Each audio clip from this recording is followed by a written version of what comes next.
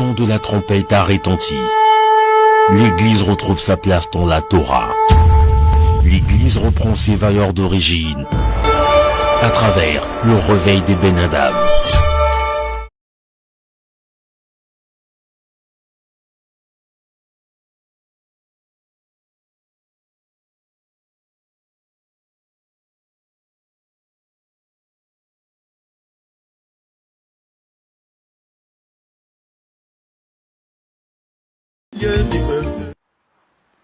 Bonsoir mesdames et messieurs, bonsoir chers téléspectateurs, bonsoir les Ben Adam à tout endroit où vous êtes.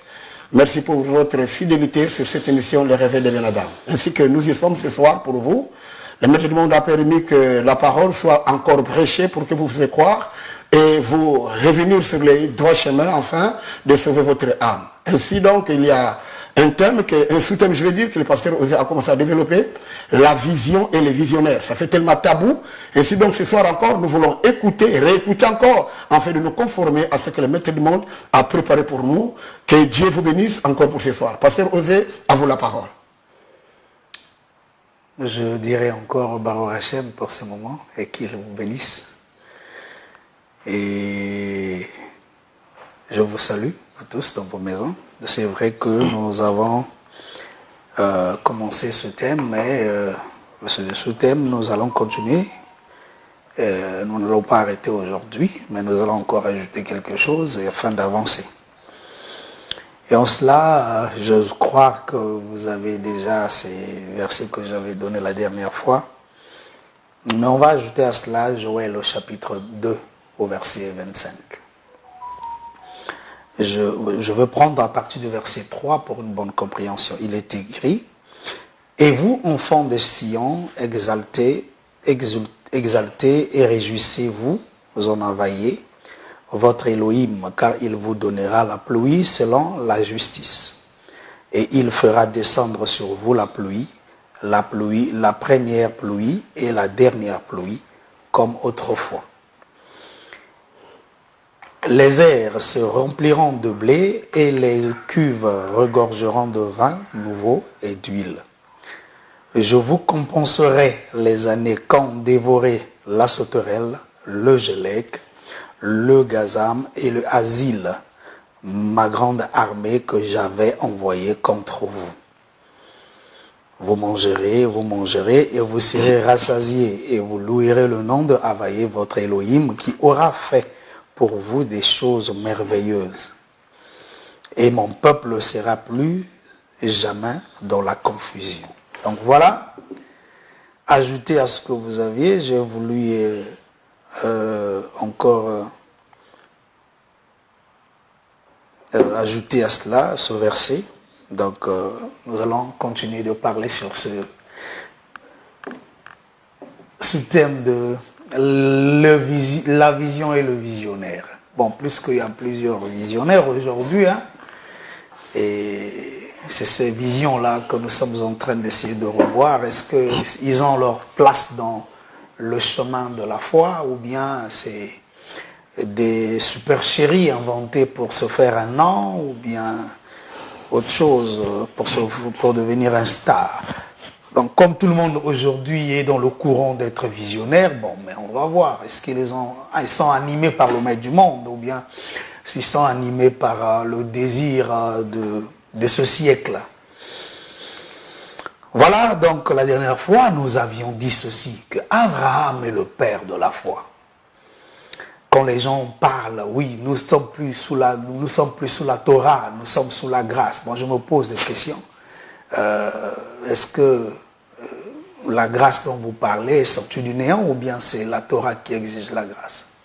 Parce qu'à ce que je sache, que sans la Torah, il n'y a pas de grâce. Voilà pourquoi la Torah est venue à cause de la grâce. Maintenant, il y a une chose encore que vous allez comprendre, qu'Abraham n'est pas seulement le père de la foi des patriarches jusqu'à ce que Yeshua est venu. Il est le père de la foi jusqu'aujourd'hui.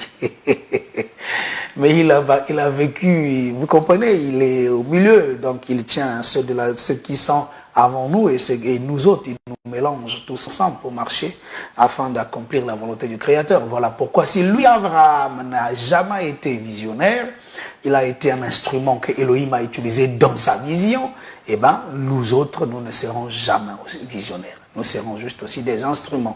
Et il faut l'être fier de garder la place qu'on t'a donnée, le rôle que tu es censé jouer dans le plan divin, et non chercher à être ce qu'on t'a pas dit ou ce qu'on t'a pas donné comme capacité. Ainsi, en ce moment-là, cela va créer juste de l'égarement.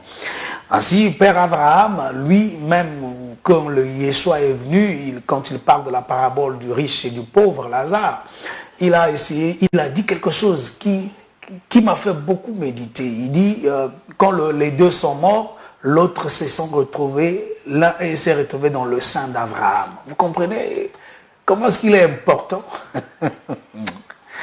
Il n'a jamais été visionnaire. Et toi, tu sors de quel quartier, ou bien tu as mangé je ne sais quoi, et te voilà, tu es devenu visionnaire. Par quel... Enfin, qui t'a mandaté pour être visionnaire? En réalité, même Abraham, avec le niveau qu'il a, il n'est pas visionnaire. Mais vous et moi, nous voulons être des visionnaires. Bon, c'est ça qui grince. Ce soir, j'aimerais que vous compreniez ceci. Dans la vision du Créateur, il a fait le plan de la rédemption. Et dans ce plan de la rédemption, il a décidé qu'est-ce qui se fera, comment les choses vont fonctionner, comment les choses vont marcher. Et il a voulu qu'il y ait des acteurs dans ce plan-là, dans cette vision qu'il a. Vision, je dirais, c'est comme c'est voir de loin, au fait. J'ai une vision des choses, donc je vois plus loin. Donc, lui, voyant plus loin, il a voulu que le plan de la rédemption, qu'il y ait des acteurs. Et dans ces acteurs qui vont jouer des rôles, il ne fait pas d'eux des visionnaires parce qu'il est le seul visionnaire. Voilà pourquoi Abraham a joué son rôle et par rapport à la responsabilité qui a été confiée à Abraham dans la vision. Ainsi, Yoann le Baptiste, quand il est venu, il dit, on lui a posé la question, qui es-tu? Il leur a dit juste que je suis la voix de celui qui crie dans le désert. Donc, il n'est pas celui qui crie, mais il y a quelqu'un qui crie. Donc, crier, c'est parler. Donc, il y a quelqu'un qui parle, mais il est la voix. Or, je dirais encore, non seulement la voix, parce que le désert et la ville, c'est une distance. Donc, il est l'écho de la voix qui quitte le désert. Donc, c'est l'écho qui arrive au milieu d'eux.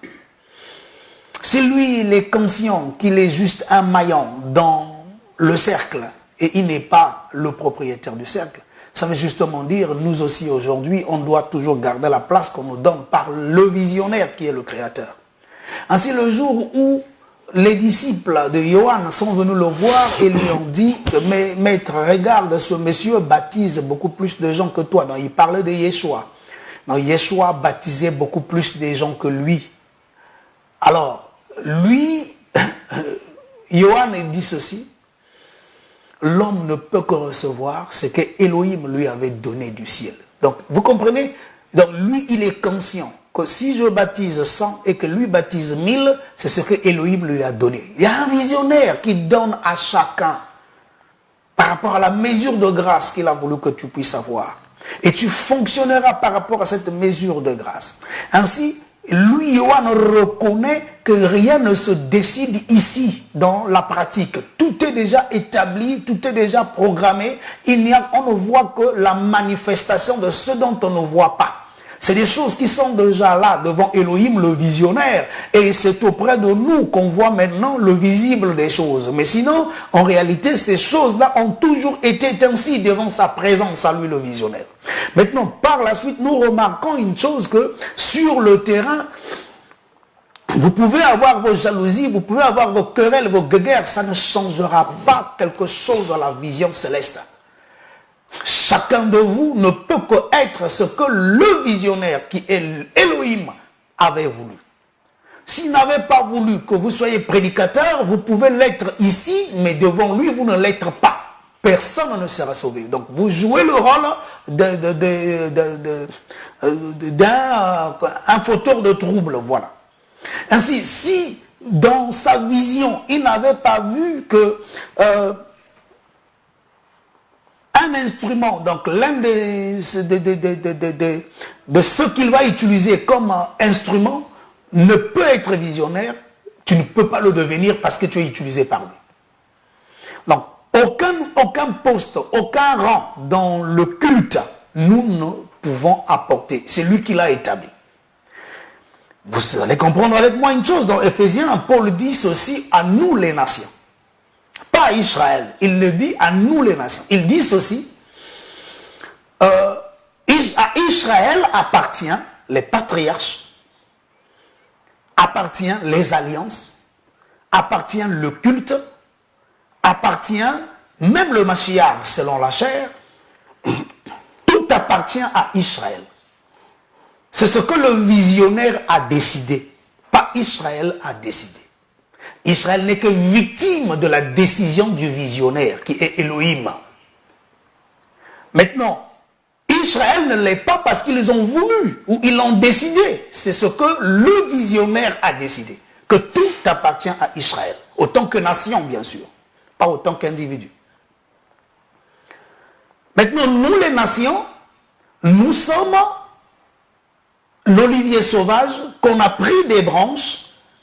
Donc, on nous a détachés de la racine mère qui est les nations pour nous séparer et nous greffer à l'olivier franc qui est Israël.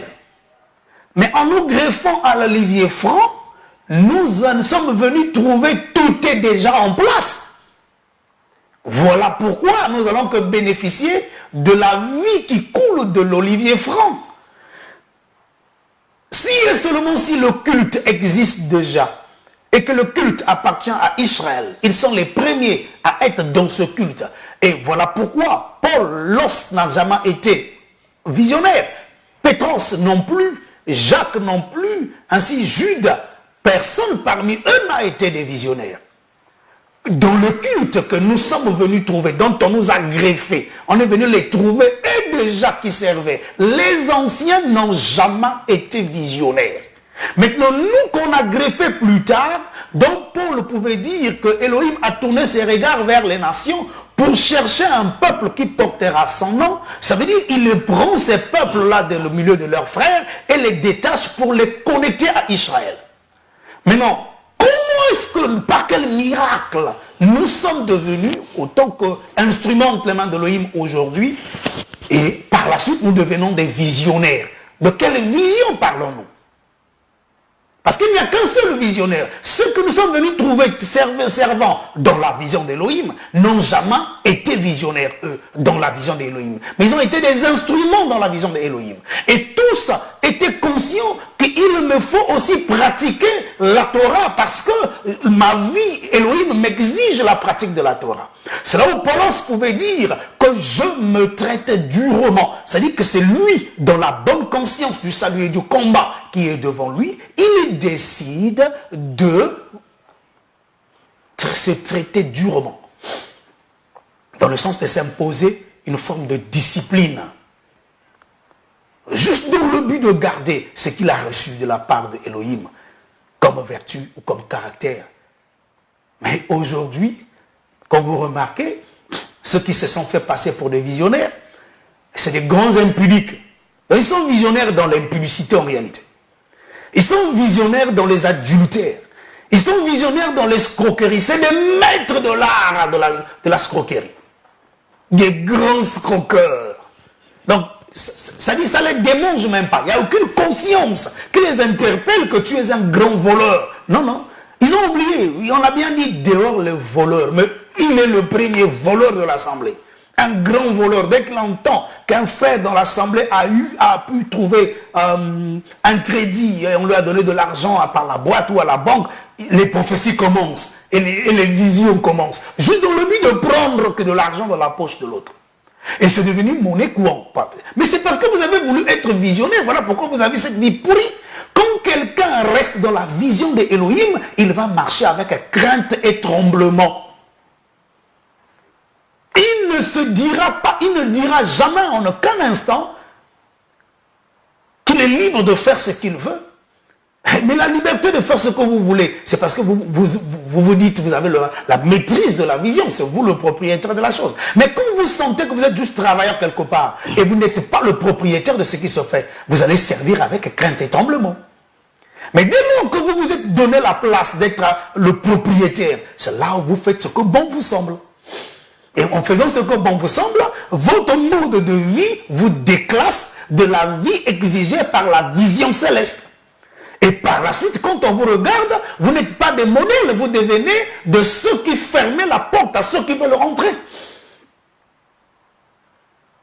À cause de ce que vous aviez voulu le m'as-tu vu. Ainsi, je me pose une question, très souvent, j'expose cette question dedans de moi, je me la pose souvent. Et les gens ont dit, servir Dieu, c'est une gloire. Au fait, c'est un mensonge. C'est l'opprobre, ça n'a jamais été une gloire. Si chez vous c'est une gloire, c'est parce que vous êtes des visionnaires, donc vous avez fabriqué des trucs pour recevoir la gloire. Mais quand quelqu'un sert Dieu, c'est pas une gloire, il y a un prix à payer et le prix est lourd. Ah, le prix est lourd.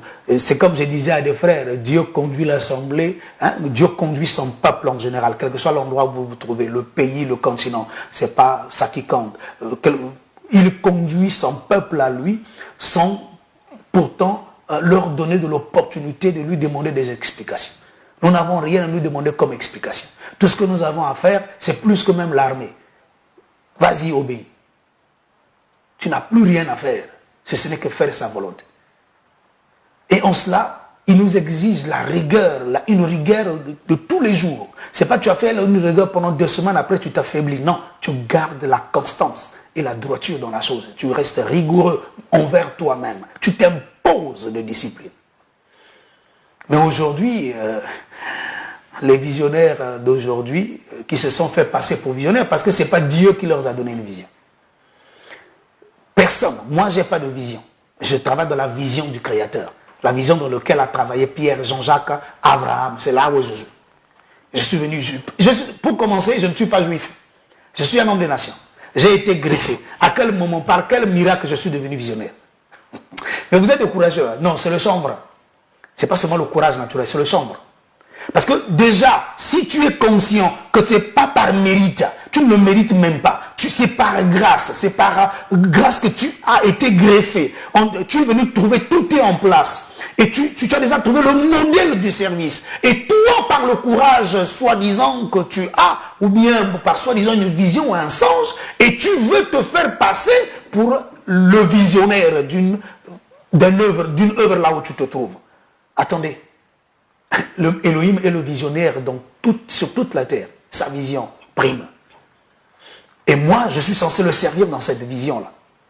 Je fais sa volonté. Et voilà pourquoi, ce jour-là, comme Pierre, Paulos et Pétros travaillent dans la même vision, quoique Paulos a soulevé que celui qui a fait de Pétros la porte des circoncis, a fait de moi aussi l'apôtre des incirconcis. Ça ne veut pas dire qu'ils sont 2 visionnaires. Non, c'est la même chose. Parce que le premier à parler aux incirconcis, c'est Pétros. C'est à lui que Elohim s'est révélé pour qu'il parle à Corneille, le premier à qui on a parlé ouvertement. Et plus tard, ça en est suivi l'unique éthiopien et tout le reste. Jusqu'à ce que Paulos aussi est venu, il a cru. Mais, comme vous allez remarquer, c'est le même message qu'il enseignait aux Juifs, c'est le même message qui a été enseigné auprès des nations. Mais ce jour-là, le Seigneur a voulu qu'il y ait 2 instruments, ou 3, 4, 5, qu'il va diviser en 2. Les autres vont prendre la gauche, d'autres vont prendre la droite pour le servir. Mais cela ne veut pas dire que ce que vous allez enseigner à gauche et à droite sera différent. Non, ce serait la même chose. Voilà pourquoi Paulos a pris ce qu'il enseigne, il est venu voir les autres. Il a bien confirmé qu'ils lui ont donné la main d'association.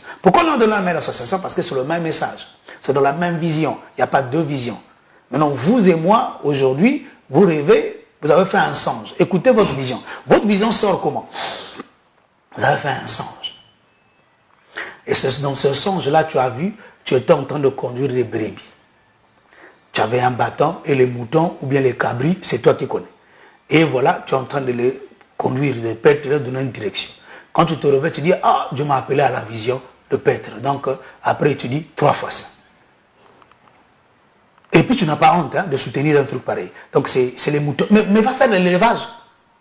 Achète les moutons, fais l'élevage. Pour nourrir nous autres là avec ce que vous faites. C'est ça qu'il faut aller faire. La vision de Dieu ne commence pas comme ça. La vision de Dieu commence avant la fondation du monde. C'est là où commence la vision. avant qu'il ne commence à créer le monde dans lequel nous sommes. Tout ça est dans sa vision. Le monde dans lequel nous sommes est dans sa vision. Il a créé, dans sa vision, il a vu un monde qu'il va créer. La planète Terre qu'il placera. Il y aura des Jupiter et pas des Saturne. Ça est là, oui, mais la planète Terre sera le centre du jeu. Et il a voulu que dans la planète Terre, qu'il place là un vrai homme et un faux humain. Que les deux se retrouvent sur la même Terre. Et il a voulu qu'il y ait des animaux. Il a voulu qu'il y ait ceci. Et nous voici dans cette planète. Et là, il veut dire, je déclenche le plan de la rédemption. C'est dans sa vision qu'il est en train de le faire. Et il impose une mode de vie, une façon de vivre, une façon de se tenir, de se comporter. Voilà pourquoi Paul pouvait dire à Timothée, sois un modèle en parole et en acte. Mais aujourd'hui, les visionnaires, ils sont des modèles de rien. Ils sont des modèles dans le faux. Les modèles dans le désordre. Et quand même, vous les reprenez. Ils ne sont pas d'accord. Il y a un petit groupe de petits sélengues, du pasteur ou du docteur ou du prophète viendront prendre sa part. Ils disent, mais comment tu peux dire ça comme ça? Comment tu peux blâmer le Père? Voilà, le Père de quoi? Il est Père de quoi exactement? On ne peut pas le blâmer parce qu'il est qui? Pierre, ce jour-là, on l'a blâmé correctement. C'est un nouveau converti qui est Paulos. Pierre a été avec le Mashiach. Pierre a reçu le mandat, il lui a dépaître le troupeau, que Paulos n'a pas reçu ce jour-là. Mais ce jour-là, comme Pétros a commis cette erreur, Paulos l'a repris devant tous pour qu'il n'y ait plus quelqu'un qui prend ce comportement-là. Mais les pères, les visionnaires avec les barbes qui changent de voix pour faire peur aux moutons, et il vous donne l'impression qu'il a le Saint-Esprit, donc vous ne pouvez pas le reprendre. C'est un grand impudique. Sa vie est connue de tous, il est dans la saleté. Mais il vient vous prêcher Nanko. Il est là. Personne n'a le droit de me parler, il ne se répand pas. D'autres ont choisi des méthodes pour se cacher. Il vient faire des confessions et non la repentance. Il y a une différence. Tu peux confesser, mais tu ne t'es pas repenti. On parle ici de la repentance, pas de la confession. Car il est écrit, celui qui avoue ses péchés. Avouer dans le sens de se repentir, voilà. Et qui les délaisse. Vous comprenez? Tu abandonnes. Pas seulement, oh non, vous savez, j'avais volé. Vraiment, amen, payez pour moi. Amen. C'est passé, donc le frère en a pardonné. Demain, c'est lui qui va encore voler. Et il revient encore voler. Il vient encore, non, comprenez-moi, vraiment, j'avais vu la télé là, il était trop beau. Le mien, c'était le grand de télévision révolu. Voilà pourquoi j'avais volé. Oh, donc, faut croire au frère, pardonnez-le. Amen. Alléluia. Mais, pasteur Rosé, il y a une écriture qui vous guette, qui vous dit, qu'on a posé la question à Yeshua, qui dit, combien de fois, c'est Pierre qui pose la question, combien de fois pardonnerai-je à mon frère qui a péché contre moi? Est-ce que c'est 7 fois? Pierre limite, est-ce que combien de fois je vais pardonner à mon frère? Pasteur Rosé. Je suis navré de constater que le verset est mal utilisé. Bon, c'est pas de ta faute, hein. C'est l'esprit de l'heure où on utilise un verset. Et la chair est faible pourtant aussi. Bon, enfin, le vôtre, pas le mien. Donc, je disais ceci, que quand on parle de pardonner quelqu'un, c'est moi qui va le pardonner. Ça ne veut pas dire approuver son vol, sa vie de vol. C'est pas ça, c'est très loin de ça. Sa vie de vol, c'est de ça que je suis en train de parler. Je ne parle pas de moi qui va le pardonner. Je parle de lui, le voleur, qui s'est déguisé en frère. Et qui prétend avoir une communion avec Dieu. Et d'autres sont des conducteurs des assemblées. C'est là où se trouve le grand problème. C'est des grands scrocs. Même, c'est-à-dire que vous êtes des courageux. Les gens des nations, non. J'ai du respect pour vous. D'autres se sont déguisés en rabbins juifs. Mais un grand voleur. Que Dieu nous garde, qu'il nous préserve. Les gens des nations, vous êtes terribles. Un gros scroqueur, donc ça dit qu'un manipulateur à jamais. Mais il est rabbin. Vous êtes décidé de tout salir, bon, comme c'est Elohim qui permet que ça arrive. Nous autres, là, on va faire quoi? On va juste tirer instruction de comprendre qu'il est temps que chacun se mire, se garde, se discipline vraiment, parce que dans tous les niveaux, ceux qu'on a greffés sont en train de salir toujours. Vous savez, il y a une chose que je constate, ce que nous sommes en train de faire. Il y a les deux Congos, la RDC et le Congo-Brazzaville, les deux Congos, ont quelque chose de commun qui les aime, c'est se décaper la peau. Donc, comme ils sont sombres comme moi, ils ne veulent pas. Ils trouvent que comme ça, là, c'est pas bon. Il faut se décaper la peau pour, c'est ça, être un peu plus que même le blanc. On ne comprend pas s'il est blanc ou bien s'il est albinos, on ne comprend pas vraiment la nature qui va sortir. Mais après, on est quand même content avec. Et je me suis retrouvé une chose que, quand on a voyagé, on s'est retrouvé à l'étranger avec eux. Non, il a amené aussi le décapage de la peau là. Écoutez, c'est ce que nous faisons aujourd'hui. On a pris nos bêtises des dieux païens et on a amené de la foi. On veut quand même créer nos trucs à l'intérieur. C'est la même chose. Vous êtes en train de vous décaper la peau de la foi. Quand vous devenez visionnaire, c'est changer la peau. On ne sait plus si vous êtes blanc, si vous êtes albinos, non, on ne comprend pas. Mais vous devenez au milieu, on ne sait plus. Mais dans le fond, mes frères, c'est quand même triste. Elohim nous a appelés à le servir. Pas à chercher des postes. Ça ne servira à rien. Il y a une vie qu'on est censé garder. La vie de la crainte et de l'obéissance. Vous savez, Yeshua disait ceci. Ce qui arriva du temps de Noé arrivera pareillement avant l'avènement du Fils de l'homme. Et ce qui arriva aussi du temps de Lot arrivera pareillement. Nous avons le temps de Noé, nous avons le temps de Lot unis et se retrouvent au milieu de nous en ce jour. Et vous allez remarquer une chose, que dans cela, il y a des comportements en fait qu'on doit tirer. Très souvent, on parle de l'impudicité des néphilim qui sont descendus et qui sont... Oui, c'est vrai, ça c'est bon. Mais j'aimerais tirer quelque chose sur quelque part. Il y a eu Noah. Quelle était l'attitude de Noah face à la foi, face à la lumière, face à la décision d'Elohim? Il y a eu Lot. Quelle était la position de Lot face à la volonté d'Elohim quand les anges sont venus à lui? C'est ce comportement-là d'abord pour le côté positif et on va voir le côté négatif. Si on a encore du temps, bien sûr. Mais le côté positif, vous allez remarquer que Noah, la crainte a augmenté son cœur. Pour avoir pris conscience de ce que la faveur que Elohim lui a donnée. Nous venons du côté de l'autre, on constate aussi la crainte a pris son cœur du côté de la faveur que Elohim lui fait. Aujourd'hui, Elohim fait la même chose. Il fait grâce à aujourd'hui, à nous autres. Au lieu qu'il y ait la crainte qui naît en nous, non, c'est le libertinage qui naît. Et on se pose maintenant la question, est-ce que c'est la même grâce ou bien on a reçu autre chose? C'est la question qu'il faut se poser. Pierre, Jean-Jacques et tout le reste ont marché avec crainte et tremblement. À eux appartient le culte. À eux, pas à moi, pas à vous. À eux appartient le culte. Eux, à qui appartient la chose, marche avec crainte et tremblement. Et vous et moi, à qui nous sommes propriétaires de rien.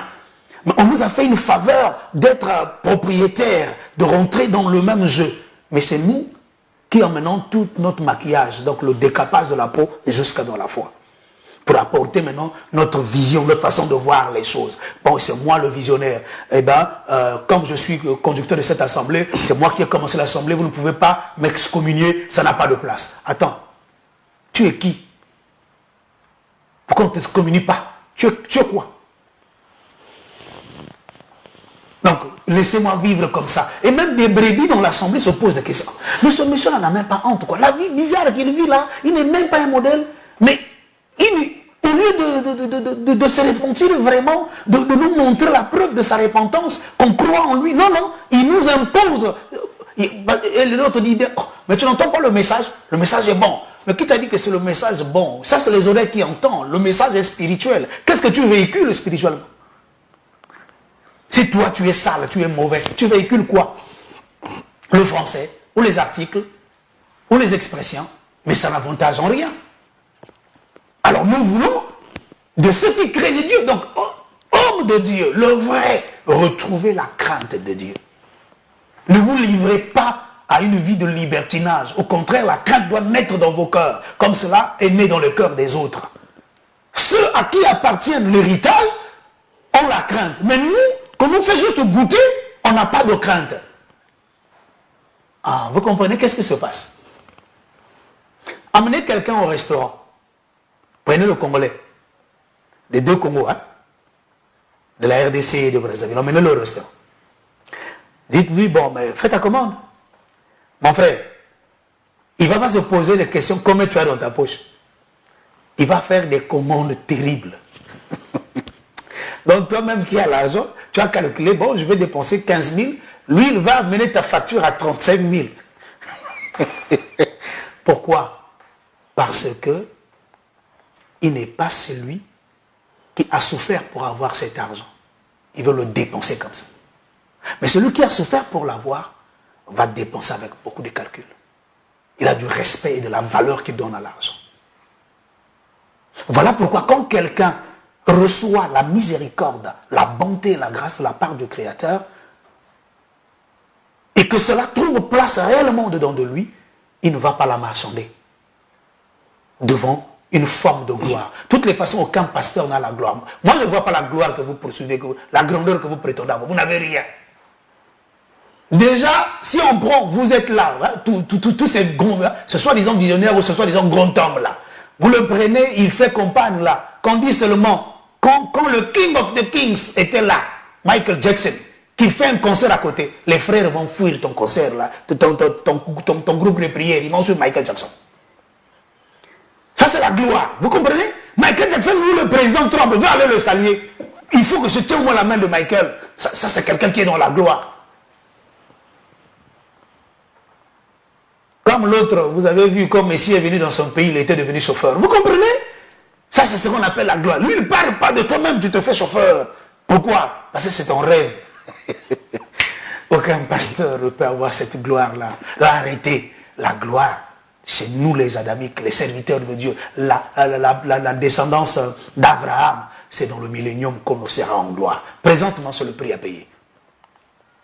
On souffre de l'obéissance. Souffrir de l'obéissance. C'est ce que disait Paul ce jour-là. Il faut souffrir, et les autres, souffrir de l'obéissance. Souffrir de l'obéissance, ce n'est pas la joie. C'est-à-dire que tu souffres quand on parle même de souffrance. Aujourd'hui, vous ne voulez même plus entendre ce que Osée dit. Quand jeudi arrive, vous avez de l'allergie. D'autres vont consulter les féticheurs pour envoûter l'émission. Ne vous en faites pas, on sera là. Jusqu'à ce que Elohim décidera, bon, arrêtez les émissions. Mais, sachez-le, il faut souffrir de l'obéissance. C'est ça le ministre, le premier, le pasteur, le prophète, le docteur, l'évangéliste. Il est conscient que la souffrance, tu dois souffrir de l'obéissance. Souffrir de l'obéissance, dans d'autres termes, veut dire ceci. Moi, je veux aller gagner beaucoup d'argent. Mais Elohim te dit, n'y va pas, va faire ça. Donc, tu acceptes de souffrir de cette perte pour aller faire la volonté de Dieu. Aujourd'hui, ce n'est plus le cas. Les gens raisonnent, les gens parlent. Et à la fin, on ne sait plus. L'obéissance à Dieu, c'est quoi? Où est partie cette crainte de Dieu-là qu'on avait hier? Aujourd'hui, vous êtes devenus de grands menteurs. Ils passent à la télé avec des faux prophéties. Il y a déjà des gens qui vont appeler pour faire le numéro. C'est comme s'il y a des appels, des gens qui sont malades, des gens qui sont... Oh, c'est un montage. Au nom de Dieu. Mais vous êtes vraiment des courageux. Tout ça là, c'est quoi? Parce qu'on vous a donné l'opportunité d'être greffé. Mais je me pose des questions. Comment tu as pu être greffé et puis tu produis ça? Parce que celui qui est greffé va être nourri de la sève de l'olivier franc qui est Israël. Donc la même vie que les patriarches, que les Pierre, les Jacques. C'est ça qui va monter en toi. Pas la saleté qu'on voit là. Quand vous devenez visionnaire, c'est une autre sève. Vous n'êtes pas greffé. Vous êtes encore sur l'olivier sauvage. Quand vous restez avec la vie impure, vous vous sentez à l'aise dans ça. On ne peut pas vous reprendre. Vous êtes le maître absolu. Voilà. Vous êtes encore dans la saleté. Et quand quelqu'un est greffé, il comprend sa place.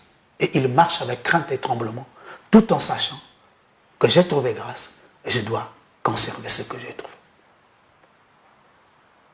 Voilà ce que je puis dire pour l'instant. Mesdames et messieurs, nous sommes arrivés à l'heure de poser des questions. Il y a un numéro en bas de vos écrans, le 06 776 60 22. 06 776 60 22. Posez la question que vous avez, la préoccupation que vous avez, tout ce que vous avez comme situation qui vous dérange. Le pasteur Osée est là, même pendant ou après l'émission. Vous avez un SMS, vous pouvez envoyer un message, il est prêt à vous répondre. Alors, nous avons aussi de l'autre côté le frère Djouma. Frère Djouma, soyez bienvenue sur cette émission. Merci beaucoup. Alors, nous avons reçu, bien-aimé Djouma, et à votre arrivée, vous vous êtes déplacé de Kampala, la capitale de l'Ouganda. Vous êtes arrivé Et vous êtes venu trouver un message qui est là sur les plateaux, la vision et les visionnaires. Qu'est-ce que vous en dites à propos, le bien-aimé Dieu? Peut-être vous aussi, de l'autre côté, à Kampala, là-bas, vous êtes visionnaire. À vous la parole, bien-aimé Dieu. Merci beaucoup. Je remercie d'abord le Très-Haut qui m'a donné la grâce d'être ici. Et je remercie aussi tous ceux qui ont prié pour que je sois là. Et depuis que je suis arrivé ici, il y a ce thème, pas seulement ce thème, mais il y a beaucoup d'autres thèmes qui ont passé. Mais ce thème a été un thème qui m'a beaucoup marqué, principalement parce que dans le monde actuel, dans le monde d'aujourd'hui, quand nous adhérons dans une assemblée, il faut d'abord qu'on signe des papiers pour dire que tu dois t'adhérer et le visionnaire sera celui-là qui doit t'agréer dans son assemblée. Et pour cela, il y a aussi beaucoup de contraintes qu'il faudrait. Tu dois accepter à contribuer certains fonds chaque mensuellement. Tu dois contribuer soit hebdomadairement et tu dois contribuer pour tout. La nourriture du visionnaire. Bonsoir, monsieur. Bonsoir. Bonsoir, monsieur. Bonsoir. Bonsoir. Et monsieur Brice, depuis le quartier Monkamba. Monsieur Brice, depuis le quartier Monkamba. Oui, nous vous écoutons. Oui. Je voulais poser la question au pasteur Odé. Vous êtes libre, à vous la parole. Je voulais savoir, entre la repentance et la confession, qu'est-ce qui est mieux pour le salut d'une personne? Oui, pasteur Osé, entre la repentance et la confession, qu'est-ce qui est mieux pour le salut d'une personne? Les deux. Les deux. On confesse pour rendre, pour montrer une forme d'humilité dans ce que vous aviez été, parce que ça brise l'orgueil. Hein. Et la repentance, donc le sens d'abandonner, c'est pour montrer ce que vous êtes devenu de nouveau. Donc si vous n'arrivez pas à abandonner, eh bien Elohim ne fait rien pour vous. Ainsi, les deux doivent marcher. Mais aujourd'hui, les gens s'arrêtent à la confession. Ils s'arrêtent par là, pour embrouiller les gens. Ils ne veulent pas quitter, hein. Donc laisse-moi les enfumer par une confession. Mais ils gardent la vie goût des choses qu'il aime, que le Dieu n'aime pas. Et par la suite, il continue de faire ce dont il avait confessé. Mais quand quelqu'un se répand et le délaisse, il obtient miséricorde de la part de Dieu. Donc Dieu soutient cette décision. Et vous le verrez, et s'il était voleur, le goût, la détermination, la soif, la force de voler s'en va. Il devient libre. Il monte au-dessus. Et il commence à vivre une vie nouvelle. Voilà. Merci. Bien-aimé Djouma, vous avez quitté Kampala et vous êtes arrivé ici. C'est que vous êtes déplacé parce que depuis Kampala, vous avez écouté le pasteur Osé. Certainement, vous avez suivi les enseignements et vous êtes là. Est-ce qu'il y a une différence dans ce que vous écoutez, ici présentement par là, et ce que vous avez écouté là-bas à Kampala? Oui, justement, je dirais qu'il y a vraiment une très grande différence. Allô? Allô, bonsoir, monsieur. Bonsoir. Oui, c'est de la part de qui? Bien-aimé Djouma, partez, le monsieur... Je disais qu'il y a une très grande différence. Ça part de ce que j'expliquais tout de suite, que pour joindre un nouveau converti, pour joindre une assemblée, on doit voir le visionnaire qui doit donner des règles dans ton adhération. Il faudrait que tu acceptes des contributions, il faudrait que tu acceptes que tu dois soutenir le visionnaire, soit dans son logement, soit dans son transport, soit dans l'éducation de ses enfants. Et si tu ne fais pas ça, on dirait que tu n'as pas cru en Dieu. Alors, c'est vraiment très affreux de voir que ce rythme-là, ou cette méthode de propager l'évangile dans le monde entier, amène plutôt les gens, au lieu d'être sauvés, mais ils se voient encore entrer dans une engrenage d'esclavage. Et que les visionnaires sont ceux-là qui sont les chefs, qui vendent, qui escroquent, qui détruisent, qui anéantissent ces âmes, que nous avons le souci plutôt de les libérer et qui se rattachent à Dieu et être libres d'adorer les dieux sans toutefois avoir encore des charges sur eux. Donc c'est pour cela que je dis que cet enseignement est un enseignement que je pense que c'est ça qu'on appelle effectivement le réveil. Pour délier ceux-là que les soi-disant visionnaires les ont mis encore dans les cages, d'être encore, de se libérer de cet esclavagisme et être libre vraiment d'adorer leur Dieu sans toutefois avoir encore des peines de mieux comprendre ce qui est écrit dans la Bible. Et puis nous allons voir que même d'autres déterminations comme les musulmans se moquent encore des disciples parce qu'ils voient cette attitude et ils voient qu'ils ne comprennent même pas qu'est-ce que Dieu les a appelés à faire ou qu'est-ce que le livre les enseigne, soit la Bible. Donc ça nous fait encore rester encore dans l'obscurité du réveil. D'autant parce que le réveil, c'est faire des conférences, se dit que je suis visionnaire, je veux faire des conférences pour récolter de l'argent, faire des conférences pour avoir des titres, faire des conférences pour gagner encore plus des âmes qui doivent escroquer. Mais le réveil, c'est cette parole, si que nous comprenons, d'être libre, adorer ton Dieu sans être étouffé, adorer Dieu comme il se révèle à toi et adorer Dieu comme tu comprends à te laisser à lui te conduire. Et il y a un point essentiel que je vais noter ici, surtout ce point-là qui nous dit que quand tu dois adorer ton Dieu, tu dois être esclave. Ça veut dire tu n'as plus le choix à décider. Ta décision, c'est la volonté de Dieu.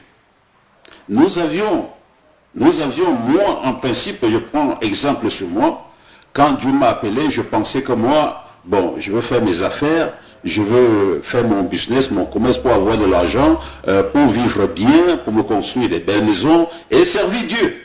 Bien sûr que nous avions autant besoin de cela, mais tant que Dieu t'appelle, tant qu'il te dit de laisser cela et faire ton travail, tu n'as pas à réfléchir. Mais tant que tu as fait son travail, le cœur fait mal. Mais tu es obligé de le suivre dans sa voie. Sinon, tu n'auras pas obéi.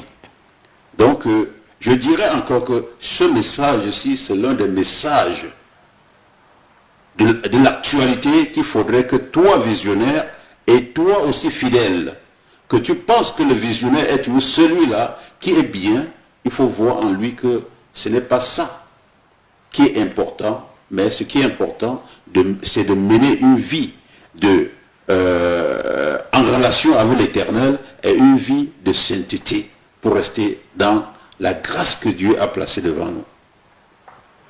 Merci, bien-aimé Djouma, pour tout ce que vous avez dit. Ça a été tellement fort. Et nous croyons que vous marchez dans la même vision comme le pasteur Osée est en train de présenter les choses. Alors, pasteur Osée, l'apôtre Paul dit, je n'ai pas renoncé à la vision céleste. Si nous comprenons qu'il y a la vision céleste, il y a aussi une vision terrestre, pasteur Osée. Alors, rien n'empêche que ces pasteurs qu'aujourd'hui, qui sont visionnaires, ne prêchent que les choses de la terre, pasteur Osée. Quel conseil que vous pouvez donner à tous ces pasteurs-là, tous ces serviteurs-là? À vous la parole, l'homme de Dieu. Bon, d'accord, merci. Je reviens, le téléphone est encore ouvert. Hein? Oui. Ok, merci. Je reviens sur ce qu'a dit le bien-aimé Djouma avant de répondre à votre question. Il y a des choses que j'ai entendues, que je n'ai jamais... Je ne savais pas que c'était comme ça. Or, les visionnaires ont établi, selon leur vision, l'adhésion, le droit d'adhésion. C'est des mutuelles, hein? Les droits d'adhésion dans la mutuelle du visionnaire. Donc, tu signes un moratoire ou bien un document qu'on te présentera. Il y a le règlement intérieur de tes charges qu'on te donne par Pharaon, qui est le visionnaire. Allô? Allô? Oui, bonsoir, monsieur. Oui, bonsoir. Vous appelez d'où et comment vous appelez aussi? Pardon? Je vous entends mal, là. Quel est votre nom et vous appelez depuis quel quartier? Je suis M. Brice Kouka, je suis à Mpaka. Oui, monsieur Brice Kouka Mpaka. Quelle est votre préoccupation, s'il vous plaît? Je suis à Mpaka, Cam 8. Oui, allez-y, posez votre question. Je suis Brice Kouka, je suis à Cam 8. Posez votre question, s'il vous plaît, monsieur Kouka. Désolé, pasteur Rosé, à vous la parole. Bon, la question, c'est que, bon, je voulais d'abord parler au pasteur. Oui, allez-y. C'est ce que j'ai dit, bien sûr. En fait, j'ai l'habitude de suivre le pasteur. Allô? Je vous écoute.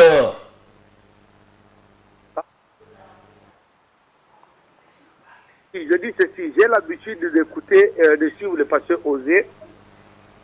Et donc, aujourd'hui, je l'ai trouvé un peu... je l'ai trouvé un peu aujourd'hui très surprenant. J'adore souvent l'écouter, mais aujourd'hui, ce qu'il vient de dire, ça m'a beaucoup surpris. En fait, le Seigneur nous avait déjà dit ces choses-là, qu'il y aura des faux qui vont venir en peau de brebis. Cela ne peut pas nous surprendre parce que le Seigneur nous avait déjà prévenu qu'il y aurait des faux qui viendront en peau de brebis. Ce que j'aurais souhaité aujourd'hui, c'était qu'ils nous fassent, nous disent, en fait, qu'ils parlent aux âmes qui cherchent des bonnes églises. C'est-à-dire qu'ils cherchent là où ils peuvent aller, qu'ils demandent la volonté du Seigneur, c'est là où ils peuvent aller, parce que les faux, ils seront toujours là.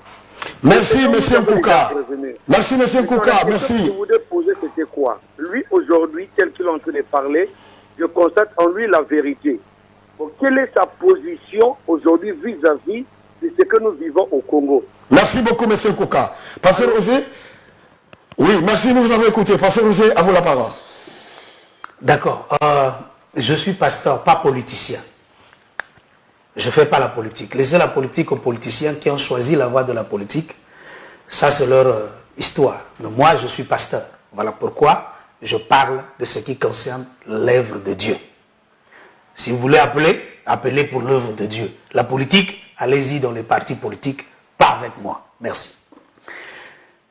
Donc, dans la vision des choses que le frère Djouma a expliquées tout à l'heure. Alors, nous avons le dernier intervenant. Bonsoir, monsieur. Bonsoir. Oui, quel est votre nom? Vous appelez depuis quel quartier, s'il vous plaît? Oui, c'est la même chose, il a raison. Merci, merci, merci. En tout cas, nous mettons un terme aux intervenants. Merci. Pasteur Osé, vous la parole. Ok, donc, je disais, s'ils ont déjà fabriqué des méthodes, vous venez, vous signez un document pour votre engagement et on vous montre vos charges et qui est de soutenir soi-disant le visionnaire avec vos moyens financiers et tout, voilà un peu dans la vision. En fait, c'est vrai, je suis surpris d'apprendre ça, je ne savais pas qu'ils étaient arrivés jusque-là, quoique il y a des choses encore qui vont nous surprendre dans le niveau de escroquerie, au nom de Dieu, bien sûr. Et voilà pourquoi j'ai toujours dit, si on enlève l'argent dans les milieux de prière et de religion, nombreux vont fuir, vont quitter le poste là. Il sera plus visionnaire, il sera plus pasteur, plus prophète, plus docteur, parce que mpiaka, la galère va rentrer. Mais comme on a laissé l'argent, voilà pourquoi tout le monde fabrique ce qu'il peut pour soutirer de l'argent. Voilà la raison pour laquelle je suis en train d'expliquer ces choses afin que chacun de vous sorte de la naïveté, de penser que parce que tu as vu quelqu'un être guéri, donc Dieu est là. Guérir quelqu'un n'est pas la preuve de Dieu dans le milieu de vous. Ça n'a jamais été une preuve. Parce qu'aujourd'hui en Afrique, nous avons des maladies que l'hôpital n'a pas pu. Nous avions vu les gens être guéris avec les tradipraticiens. Donc ça l'a déjà déclassé. Donc le vrai problème aujourd'hui, que j'aimerais conseiller pour clôturer, puisque nous avions fini, je dirais ceci. J'aimerais que par les compassions du Seigneur, que chacun de vous, quel que soit le kiosque là où il se retrouve, ou les cellules de prison, qu'on appelle religion, que vous compreniez une chose, que nous n'avons qu'un seul créateur, et ce créateur n'a qu'une seule vision, et tous sont appelés dans la même vision et de travailler dans cette vision. Que ce soit les frères, les sœurs qui ne sont pas serviteurs, dans le sens du terme de ceux qui sont conducteurs, vous avez tous ça. Vous êtes tous de la même vision, vous avez tous les mêmes responsabilités, vous êtes censés tous avoir la même crainte de Dieu, le même amour envers le Créateur, et c'est donner des disciplines envers vous-même pour garder ce que vous avez reçu, parce que vous avez la bonne conscience de la valeur de ce que vous avez reçu. Ainsi, si vous constatez déjà qu'il y a des gens qui se sont mis à part, eux, ils peuvent vivre comme ils veulent, ils peuvent faire tout ce qu'ils veulent, et vous n'avez pas droit de les reprendre ni de les reprocher, et bien comprenez que ce sont les serviteurs de Satan. Voilà, ils ont suivi le diable. Mais dans tout cela, le regret est qu'il y a de ceux qui avaient bien commencé, mais qui s'est laissé entraîner par ce courant des démons. Mais je prie le Maître du monde de les ramener aussi, afin qu'ils reprennent la vraie conscience et la vraie crainte de Dieu, afin que tous ensemble nous puissions le servir. Voilà pourquoi, ce jour encore, je prie le Maître du monde, que la volonté du Créateur s'accomplisse. Il est vrai que Yeshua a dit que ces choses doivent arriver. Mais il faut voir de quel côté vous êtes. Vous êtes de côté positif ou bien vous êtes de côté négatif de l'accomplissement de la prophétie. Ainsi réveillez-vous, car Israël est en train de bourgeonner. Et les nations sont en train de s'unir pour se tourner contre elles. Suivez très bien, nombreux d'entre elles sont en train de reconnaître les Palestiniens comme un État. N'oubliez jamais cette chose-là. Nombreux sont en train de dire Palestine État, malgré ce qui est en train de se passer. Alors, celui qui lise, qu'il fasse attention. Je vous prie, par la compassion du Seigneur, de vous réveiller réellement et de marcher dans la foi avec crainte et tremblement.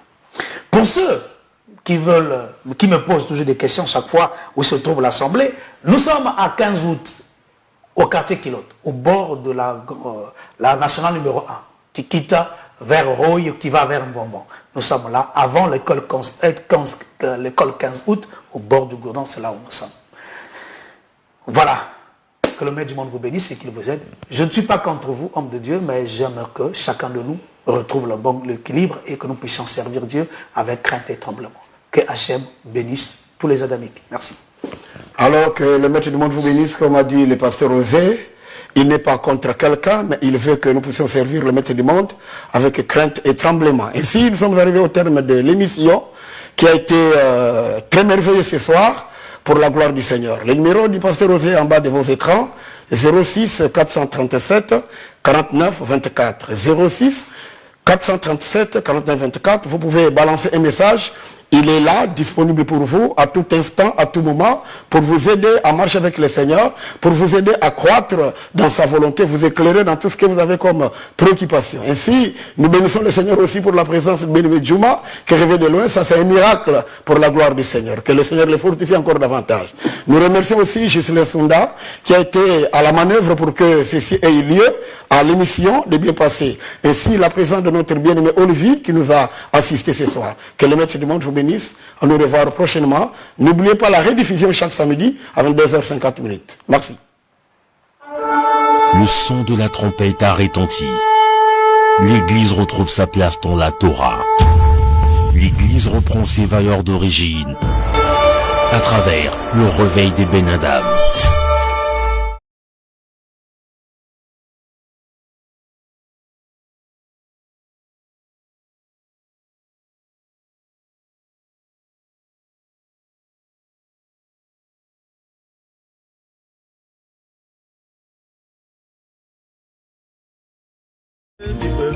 MCR TV, notre partenaire média.